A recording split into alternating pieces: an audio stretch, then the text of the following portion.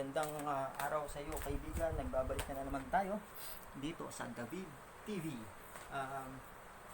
Kaibigan, gusto ko muna kayong kamustahin lahat. Kung kayo ba ay okay naman sa panahon na to ng pandemya, wala naman bang nagiging problema, signs and symptoms, or yung iba is asymptomatic kasi di ba alam naman natin. Pero however, sana patuloy lang din tayo mag-ingat, sumunod tayo sa minimum health protocol. Okay, kaibigan, ngayon meron tayong topic ito. Virus din to, si rabies. Pero unang-una, disclaimer muna, lahat po ng ating i-discuss o i-lecture is based po sa mga libro at pag-aaral namin nung ako ay college days pa, nung panahon na ako ay nag-aaral pa ng nursing. Ngayon po, ako ay isang registered nurse na by profession. So, gusto ko lang po i-share tong mga knowledge na na-acquire ko at saka mga experiences during duties. Since alam mo naman natin ngayon, mahirap magpa-check up, mahirap mag-consult kasi kadalasan ang mindsetting natin ngayon is nakakatakot pumunta ng ospital, nakakatakot pumunta ng clinic. So, tingin ko makakatulong sa inyo yung bawat video na dinidiscuss natin tungkol sa iba't ibang klase ng sakit. Kung paano nagkakaroon, ano yung simptomas, ano yung gamot, ano yung posibleng mga test, kung kailangan ng surgery, ano yung type ng surgery. So, yun yung dinidiscuss natin. So, hindi po ako doktora, hindi po ako specialista. Nurse po tayo. So, this is sharing of my knowledge when I was in college days pa po, nung ako yung nag-aaral. So, okay, simulan natin po, no? Si rabies. Rabies sa Tagalog, sa ating mga Pilipino, pero sa medical, ito ay rabies. So, si rabies, kung tutusin po itong si rabies kasi isa siyang preventable, vaccine preventable type ng disease. Kasi bakit po vaccine preventable? Dahil po si rabies is magagamot ang rabies kung magpapa-vaccine o magpapa-inject ng anti-rabies. Ngayon po gusto kong sabihin sa inyo na ang rabies po, unang-una, ito po kasi ay ang unang naapektuhan po dito is yung mga wild animals, domestic animals, at saka yung mga warm-blooded mammals na itatransfer nila sa ibang hayop at lalo na sa tao. Yun po si rabies virus. So, bigyan ko lang po kayo ng konting idea. Si rabies po is virus po siya. Nagmula po siya sa pamilya ng rhabdovirus. Si rhabdovirus po ay meron siyang mga subviruses o yung mga virus na malaki kasi siya, malaking pamilyang virus. So, si rabies ay specifically galing kay Lassa virus. Yan po si rabies. Ang main tree, ang punot dulo, ang pinuno ng virus na to si rhabdo. Itong si Lassa ay isa lang sa mga sabi nating mga anak o alipores ni rhabdovirus, si Lassa virus. Ito po ang nagbibigay ng rabies, si Lassa virus. Ngayon po, alam niyo ba na sa buong mundo meron po tayong cases ng rabies, pero meron pong isang continent na hindi o na walang case ng rabies. Ano po ito? Ito ang Antarctica.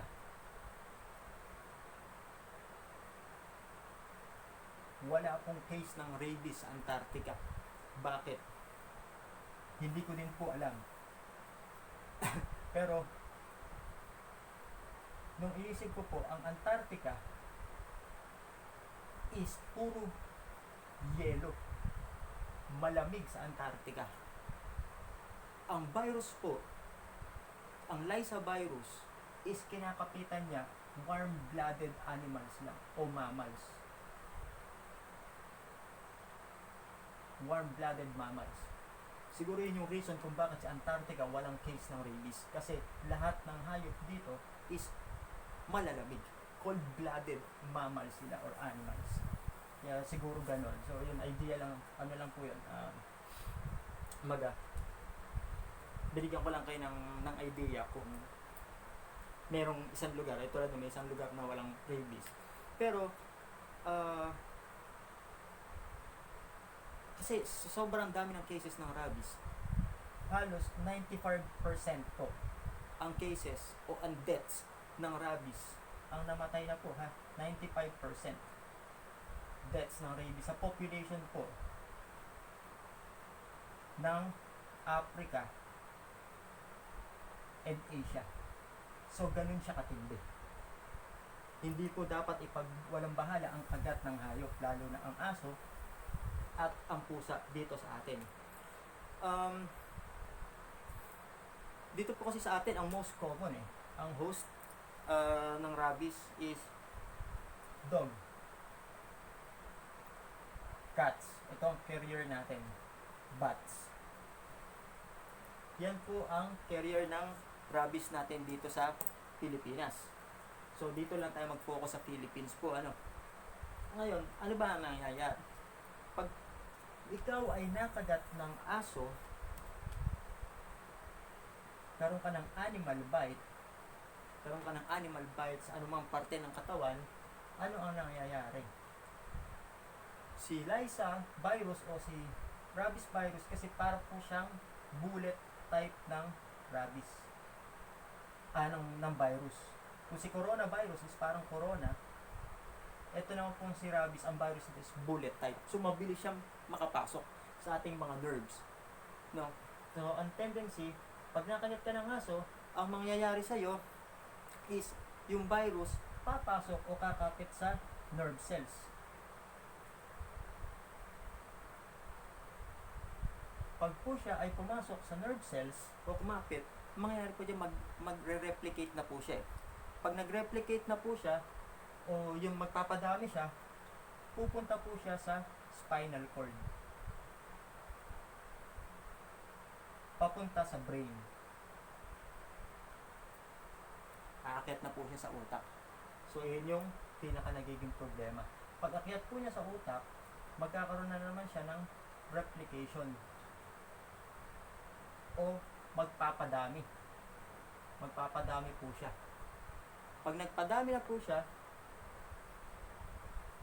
papasok na po yan sa ating CNS o Central Nervous System. Si Central Nervous System po, yan po is nagko-control sa mostly sa function ng ating body o ng katawan. No? Responsible po yan sa paggalaw ng ating mga katawan, sa pag-iisip, at pag-control ng body activity. Pag naka-CNS na siya, bababa po yan sa iba't ibang organs natin at sa ating mga yung mga organs po, preferably mga organs, kidney, pwedeng ganun. So, bababa na po siya lalo sa salivary gland. Salivary gland po, nagpo-produce yan ng ating saliva. Salivary gland. So, nagpo-produce po yan ng saliva, ng salivary gland. Kaya kung bakit minsan, sinasabi nila, naglalaway.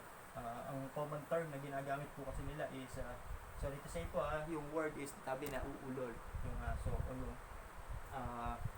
nakagat. Sabi nila, ika nga, ganun po. Ang incubation period o yung pag nakagat ka is gaano katagal ba o gaano kabilis para yung virus is magparami o magpalakas dun sa loob ng katawan mo. Actually po, ito ay mga 20 to 90 days. 20 to 90 days from the time na nagkaroon ka ng kagat. Okay, ng exposure. 20 to 90 days po, may mararamdaman ka ng mga simptomas. Ganyan po kahaba yung incubation period ng rabies. Pero, actually po, sinasabi sa libro, maabot siya ng 20 years na nasa katawan mo, na nagta-travel papunta sa brain. Diba, ang tagal? 20 years bago makarating sa brain. Meron naman po kasi na, actually, pag major exposure, yung tinatawag po na major exposure, yung halimbawa, ang nakagat sa'yo is chest and above. Mentras ang kagat palapit sa brain, mas mabilis Minsan ito, kung talagang rabid o may rabies virus yung aso o yung pusang kumagat sa'yo, automatically, ang tendency nun is matransfer talaga sa'yo. Pero, halimbawa, chest and above, pataas, so mas mabilis, mga to 6 days nga lang, to 9 days. Pwede ka na makitaan ng signs and symptoms. Ganyan po siya kabilis. So ano naman yung signs and symptoms? Signs and symptoms ng rabies. Unang-una, magkakaroon ka ng pamamanhid dun sa site. So may numbness. Dun sa pinagkagatan po sa'yo, may numbness, namamanhid. Yung bandang kinagat, kung saan kinagat, namamanhid po yun, kumikirot. Yun yung mga karaniwan na complaint. Fever or flu-like symptoms. Flu-like symptoms. Meron yan. Automatic yan. Nagkakaroon ka ng natawag na photophobia. Ang photophobia po is sa madaling salita po, ito yung pag may liwanag na ganyan, sisilaw ka, naiirata ka, bababatrip ka, nabubisit ka, pwede kang magwala. Yun yung karaniwan na nangyayari dun sa mga tao na nagkaroon na ng rabies at lumabas na yung signs and symptoms. Ayaw nila ng liwanag, hindi sila kalmado pag nasisilaw sila. Ano pa ba? Ang iba pa na symptoms is yung tinatawag natin na hydrophobia. Si hydrophobia po, ito din yung tawag kay rabies, hydrophobia. Takot sa tubig. Bakit po ba natatakot sa tubig? Kasi nagkakaroon po ng intense spasm o yung naninigas po yung lalamunan ng tao na nagkaroon ng rabies. Kaya kahit po lumunod siya, masakit yun masakit yun pag gano'n ka ng spasm sa lalamunan, no? Masakit lumulon, napakasakit. Ang tendency, parang naninikip pa yung dibdib mo. So, kaya minsan ayaw nila makadinig lang ng tubig. Pero yung urge para uminom o yung tinatawag natin na gusto nilang uminom, kaya lang pag uminom na, masakit na yung lalamunan nila, naninikip na yung dibdib din. So, yun ang nangyayari. Kaya nagkakaroon ng hydrophobia, takot sa tubig dahil masakit na para silang, siguro, kasi spasm, matigas siguro parang binibiyak yung lalamunan mo, yung papunta sa dibdib mo, sa chest part. Parang gano'n siguro. Meron din na tinatawag na baka wrong spelling ako, sorry. Ito naman yung aerophobia.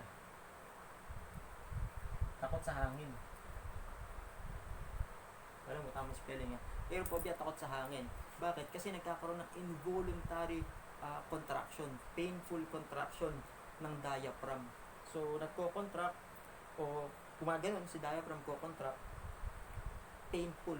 Kasi masyadong, tawag dito, hindi mo control hindi control, involuntary. So, kusa na nagkakaroon ng painful contraction si diaphragm. Kaya yung muscle ng respiratory system mo at saka ng larynx mo, daanan ng hangin, yan, at saka yung pharynx is sumasakit, apektado yan. Kaya kung bakit ayaw nilang lumunod din. Yun yung nangyayari. Kahit mo lang sila yung laway lang lulunin, masakit yun. Talagang as in masakit. Kaya minsan nahihirapan din silang huminga. Nagkakaroon din ba ito ng paglalaway o hypersalivation? Yes, meron po siya na hypersalivation. Bakit? Dahil po naapektuhan din si salivary gland. Diba sinabi po natin kanina, pagdating sa brain, pag namagana si brain o yung central nervous system, bababa ang ibang virus, ang rabies virus sa salivary glands at saka sa ibang organs. Ganun po yun ang nangyayari. Ngayon po, merong categories ng exposure si rabies. May category po yan. Una, category 1. Si category 1 po, ibig sabihin, walang exposure. No exposure. Walang kagat.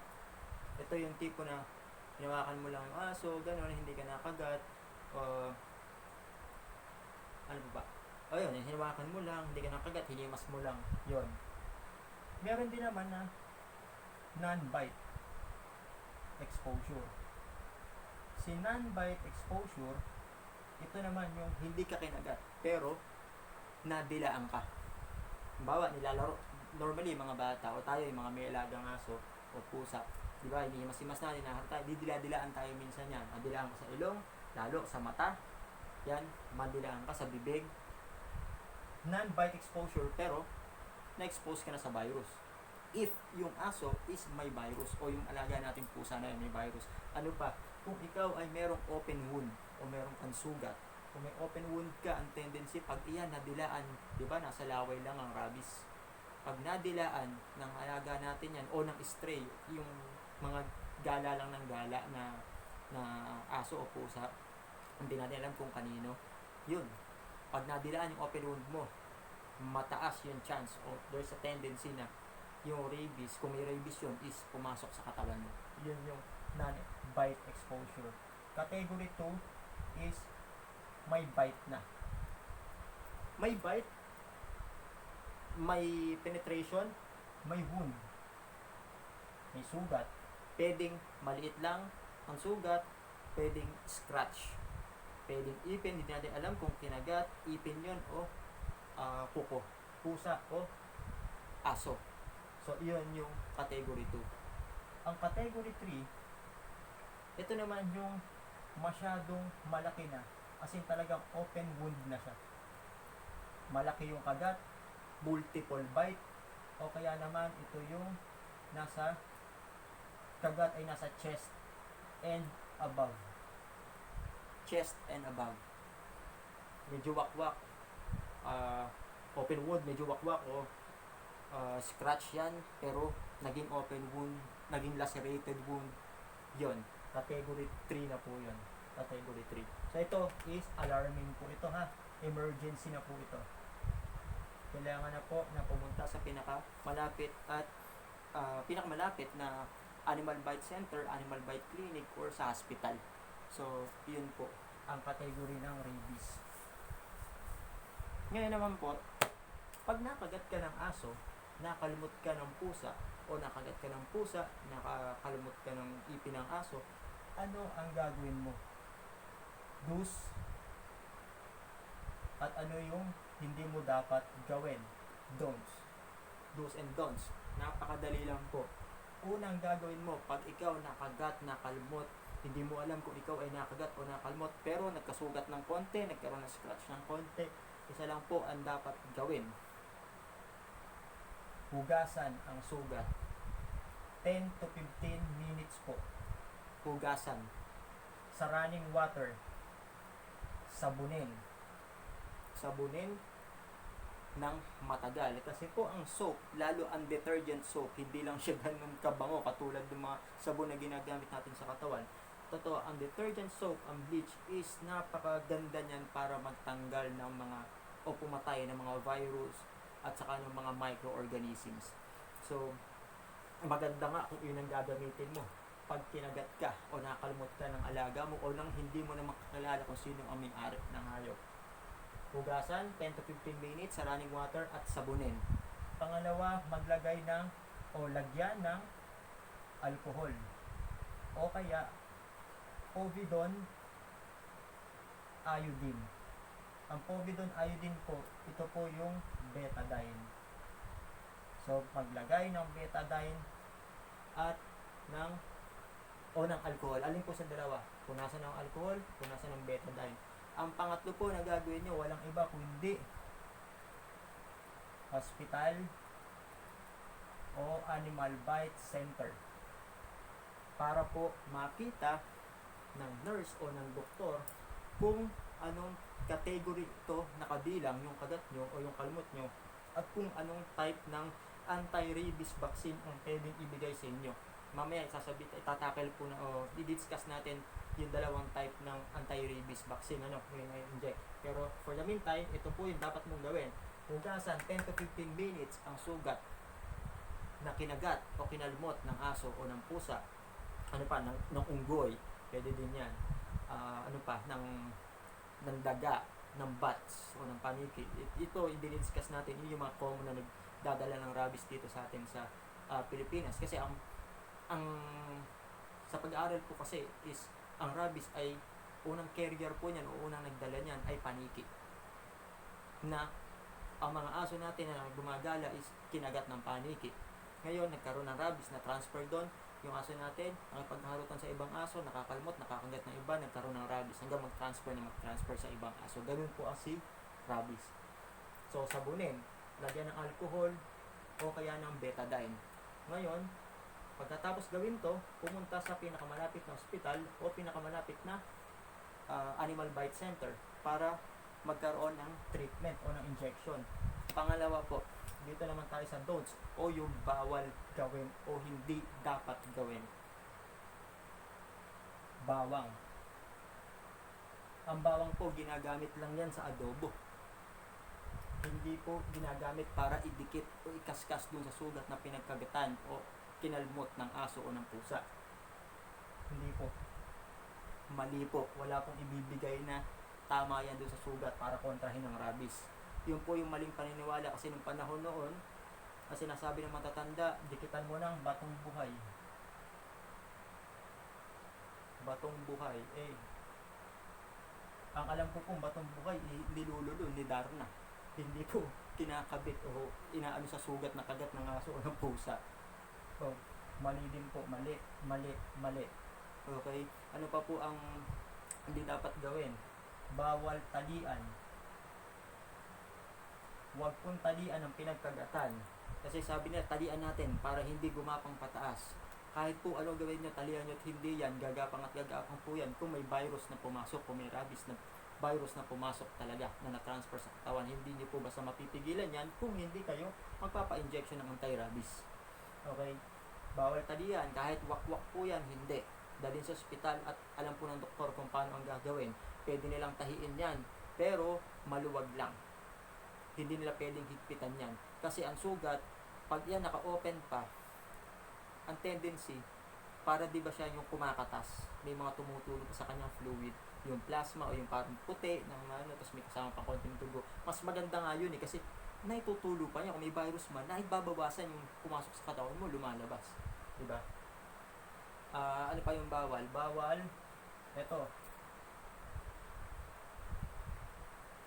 Bawal po yan. Nababasa niyo po ba? Bawal po ang tawak. Bawal po. Tawak. Watak. Bawal po yan. Bawal po ang tawak. Wala pong ganyan. Hindi po sa inaano natin yung paniniwala ng iba po, kasi nung unang panahon nga po, nakagat ako ng aso, ganun lang, patawak ako, hindi naman ako nagkaroon ng rabies. Sabihin po natin, nung panahon na yun, siguro malinis pa ang kapaligiran, malinis pa ang mga hayop. Ngayon po, puro chemical na tayo sa generation natin na to. Technology, chemicals po ang mineral. So, iba na po ang panahon ngayon sa panahon po dati. Hindi ko po kayo, yung paniniwala nyo, hindi ko po inaalis. Ang sinasabi ko lang po dito is yung base sa scientific o sa pinag-aralan sa siyensya. Huwag po nasamaan loob ng ibang naniniwala. Pero kung naobserbahan nyo po, sabi ko nga po sa inyo, over 95% yung sinabi ko kanina, ang namamatay po sa rabies sa Asia at sa Africa. Dito po sa atin sa Pilipinas, 1% every day. Araw-araw po may namamatay sa rabies dito sa Pilipinas. Kahit pumunta po kayo sa ating Center for Infectious Disease, ang San Lazaro sa Tayuman, kahit pumunta po kayo dyan, tanungan nyo record, araw-araw, baka hindi lang po 1% araw-araw namamatay sa rabies. So ito lang po ang dapat gawin, bawal po ito. Bawal ang bawang, ang batong buhay, talian, hawak. Bawal po. Huwag gawin. Kung kayo gusto nyo pa rin pong pumunta doon, hindi naman po namin kayo pinipigilan kung paniniwalaan nyo. Pero ito po, hanggat maaari sana, huwag pong gawin. Ang gawin lang po natin, pumunta dito sa Animal Bite Center at Hospital. Kasi sila lang po yung merong gamot para mag-inject sa atin ng anti-rabies. Kasi alam niyo po ba, sa totoo lamang, pag po ikaw ay nakagat ng aso at hindi ka nagpa-anti-rabies, at kung yung nakakagat sa'yo na hayop ay may rabies, automatic na transfer na po yun sa'yo. Pag na-transfer sa'yo yun, sabi ko nga, di ba, matagal ng 20 to 90 days hanggang to 20 years ang rabies bago makarating sa utak natin. Pag nilumabas na po ang signs and symptoms ng rabies sa isang tao na nakagat o nakalmot ng hayop, ang sabi nga po ng Department of Health at ng San Lazaro, oras lumabas ang simptomas, wala na po tayong magagawa. Picture ka na lang at magiging alaala ka na lang. Kasi po, hindi ka nagpa-treatment. Yung iba nga po, nagpa-treatment pa may pa-anti-rabies, kaya lang siguro baka huli na, nakagapang na or hindi na kayang kontrolin kasi una binaliwala, natakot na lang, late na nung nagpa-inject. Pero it's better be late naman. Mas maganda yung kahit date na magpa-inject ka pa rin kaysa sa hindi, di ba? So yun po, oras na lumabas po ang sintomas ng rabies sa isang tao na nakagat, automatic po wala na tayong magagawa, wala na pong gamot doon. Kasi po ang gamot is anti-rabies na dapat ginawa mo nung ikaw ay nakagat o nakalmot. Yun na po. So fatal po ito, 100% po na fatal o nakamamatay. Totoo po yan, kahit saan pong libro nyo hanapin, totoo po. Ngayon po, ano po ang treatment? Meron tayong anti-rabies. Pag sinabing anti-rabies, ibig sabihin against rabies. So ano to?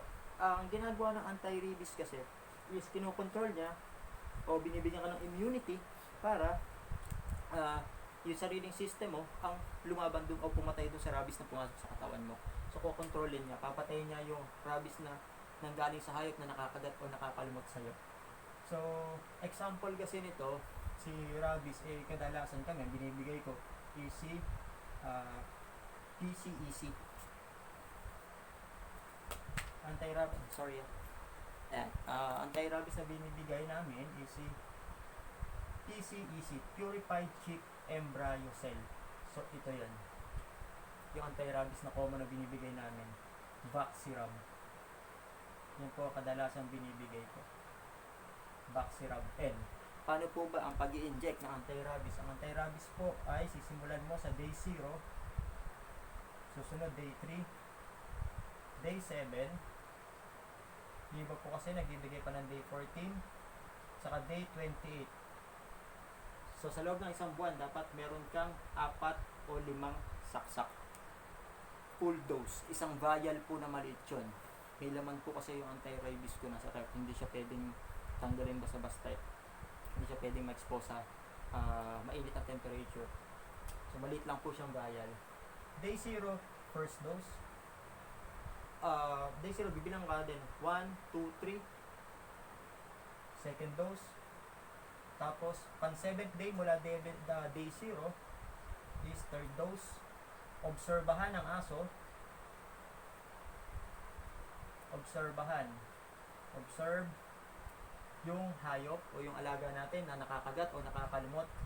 14 days po ang observation, 2 weeks. Huwag pong papawalan, huwag pong papatayin, huwag pamimigay, huwag kakatayin. Obserbahan po.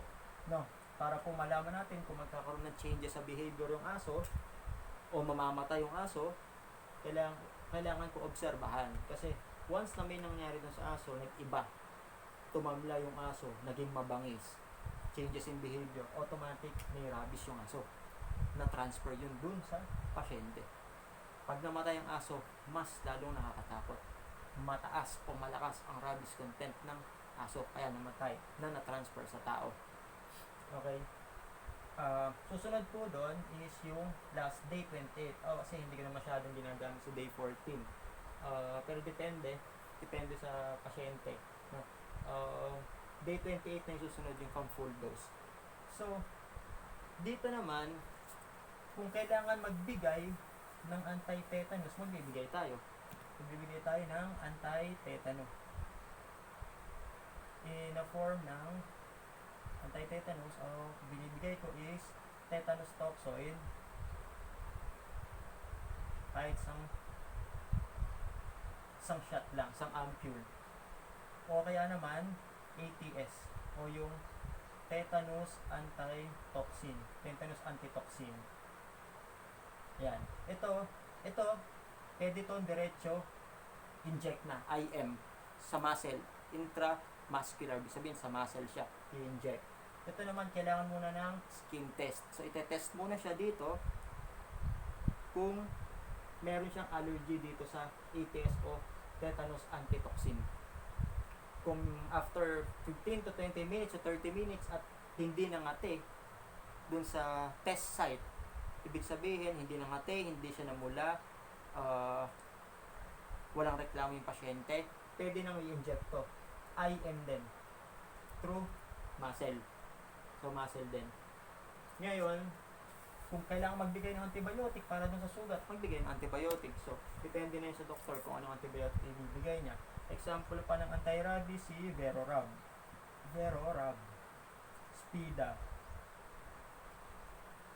Yan yung mga common na ginagamit na anti-rabies. Ako ito yung ginagamit ko, si Bacirab N. So, ayan. Pwede silang IM, pwede silang ID. Sabihin ng IM, intramuscular, diretso inject sa muscle. Pag sinabing ID, intradermal, sa ilalim lang ng skin o ng epidermis, yung first layer ng skin. So, ang tusok, ganun lang, pinakailalim lang. Pinakailalim ng skin po, ha. Makikita mo siya, parang lolobo siya. Pag in-inject mo na yung gamot, pagpasok ng gamot, parang lumolobo siya. So, yun, sabihin, yun yung tamang pag-i-inject, intradermal. Tapos, nagbibigay din po dito, kung halimbawa, category 3 na po, sa category 3, dito, magbibigay ka na, bukod sa anti-rabies,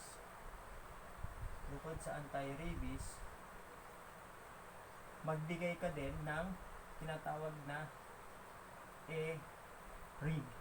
Si ERIG po, immune globulin po to. Immune globulin. Ibig sabihin po, fast acting po siya na anti-rabies. Yung E po is equine rabies immunoglobulin. Yan po si ERIG.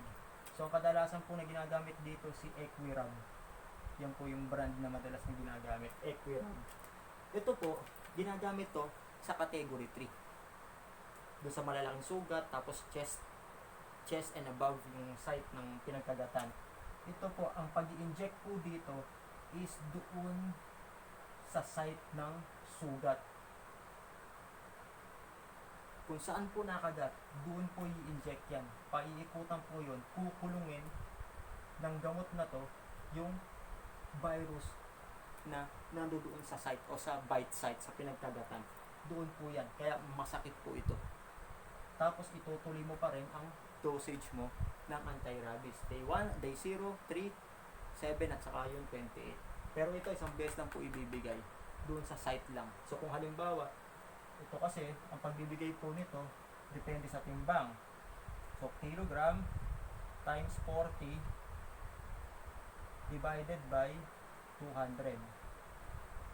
Ganyan po ang computation pagbibigay ng immune globulin. Kung halimbawa, ang timbang mo,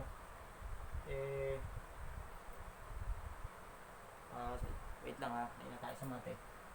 Kasi po, ang timbang, ang pagbibigay po, ang dose po niyan is kilogram computation times 40, kung ano po equals nyan, tapos i-divide mo sa 200. Doon mo po malalaman kung gaano kadami, ilang ml o millimeter ng immune globulin ang ibibigay mo sa pasyente, itutusok mo paikot dun sa lugar kung saan nakagat o nakalmot. So, ganun po ang ERIG. At napakamahal po nito. Ang ERIG po ay minsan, ang ERIG po kasi ang pinakamura nito, sa mga 3,000 to 3,500. Depende po. Kasi ang presyo po niyan, depende sa dami ng isasaksak sa ml. So, ganun, just give you an idea, mga ganun, 3,000 to 3,500. Yung pinaka minimum. Pinaka minimum lang po yun.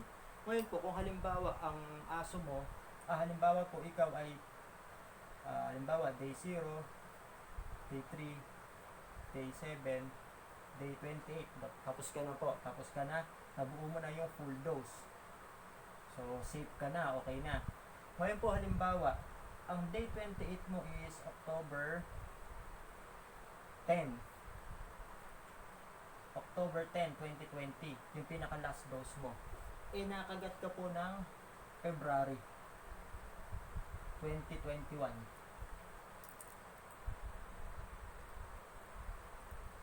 Nakagat ka po. Kailangan mo bang mag-booster? Kung lampas na po sa 3 months yung last date ng dose mo, magbo-booster ka po. Ang booster, 2 shots.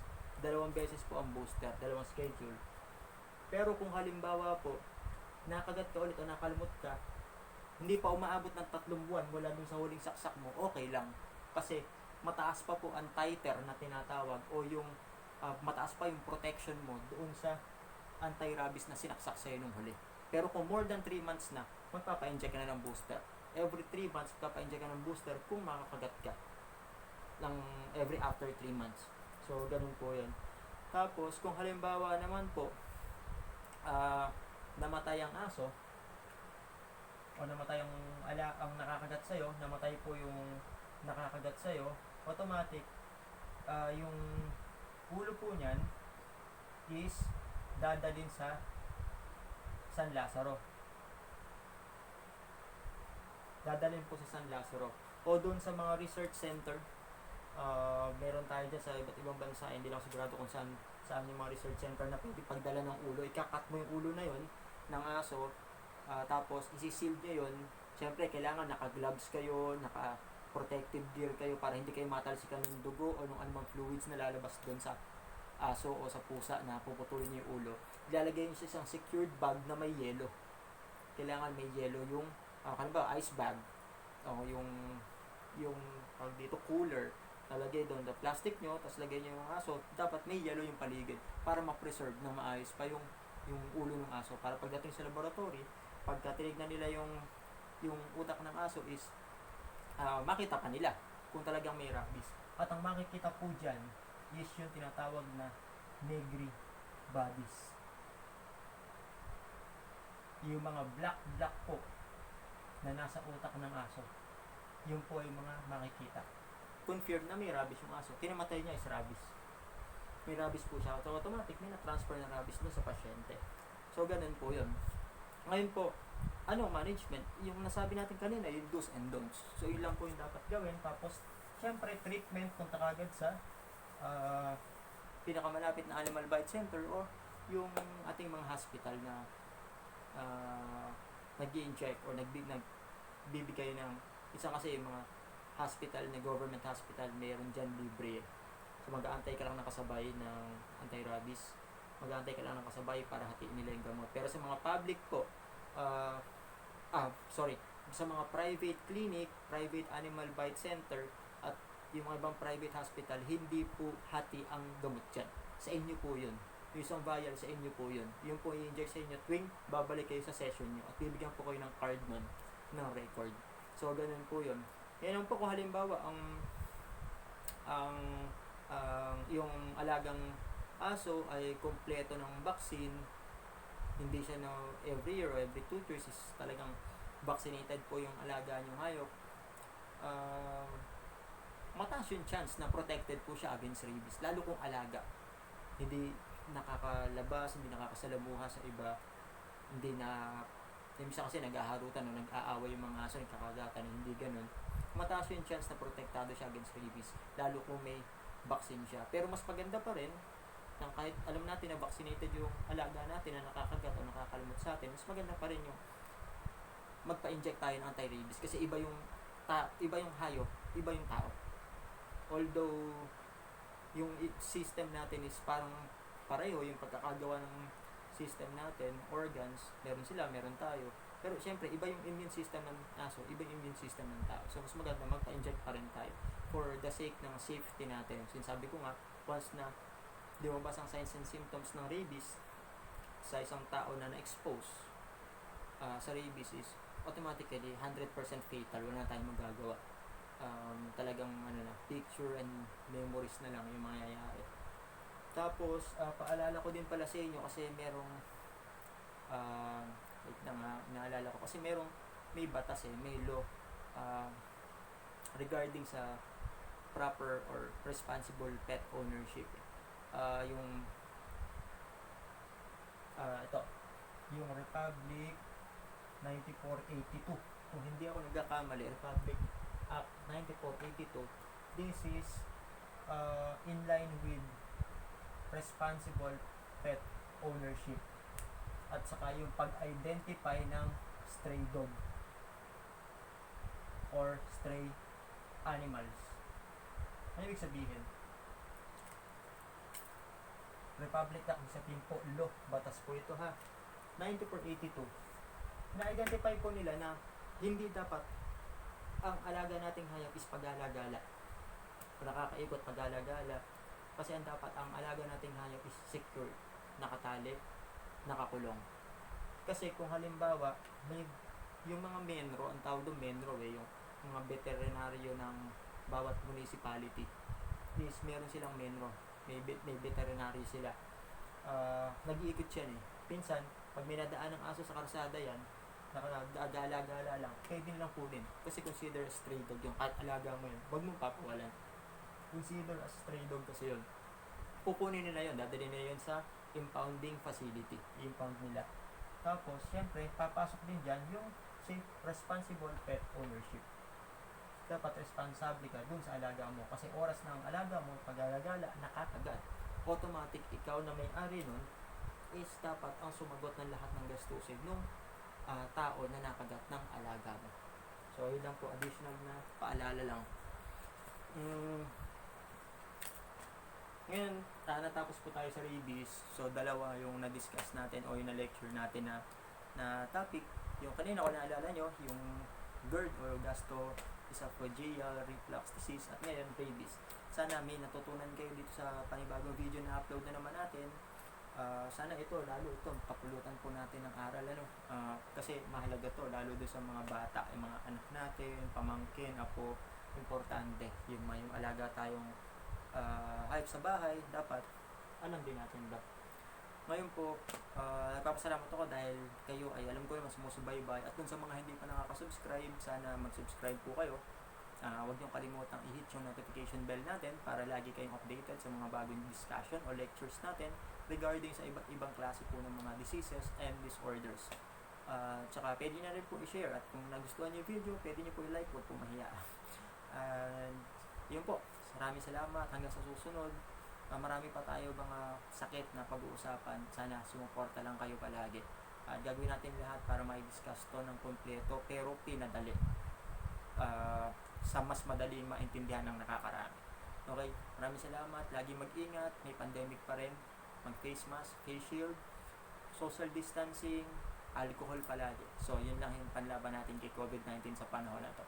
Maraming salamat, hanggang sa muli, mag-ingat kayo lahat. Bye-bye.